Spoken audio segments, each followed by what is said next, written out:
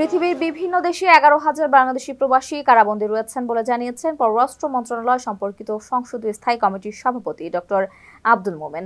সবচেয়ে বেশি কারাবন্দী আছেন সৌদি আরবে, সেখানে প্রায় 6,000-এর মতো প্রবাসী কারাগারে রয়েছেন। সৌদির পরে সবচেয়ে বেশি বন্দী রয়েছেন কাতার ও কুয়ালালামপুরে।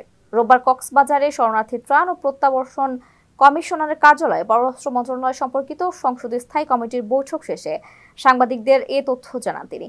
মোমেন বলেন, যেসব দেশে বাংলাদেশি কারাবন্দী রয়েছেন সেসব দেশের দূতাবাসকে নির্দেশনা দেওয়া হয়েছে প্রতি মাসে একাধিকবার কারাগার পরিদর্শন করার জন্য। তারা পরিদর্শন করে বন্দীদের তথ্য সংগ্রহ করবেন এবং তাদের দেশে ছাড়িয়ে আনার বিষয়ে প্রয়োজনীয় ব্যবস্থা নেবেন। প্রবাসীদের গ্রেপ্তারে সবার চেয়ে এগিয়ে থাকা দেশ সৌদিতে গত এক সপ্তাহেও 19,000-এর বেশি অভিবাসীকে গ্রেপ্তার করা হয়েছে। আবাসন, শ্রম এবং নিরাপত্তা আইন লঙ্ঘনের দায়ে তাদের গ্রেপ্তার করে সৌদি আরবের আইন শৃঙ্খলা বাহিনী।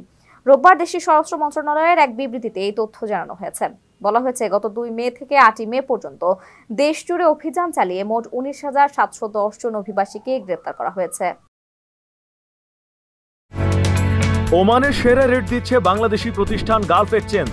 প্রিয়জনকে টাকা পাঠাতে আজই আসুন আমাদের যে কোনো ব্রাঞ্চে অথবা কল করুন স্ক্রিনে দেয়া নাম্বারে। গালফ এক্সচেঞ্জ, বাংলাদেশিদের প্রিয় এক্সচেঞ্জ।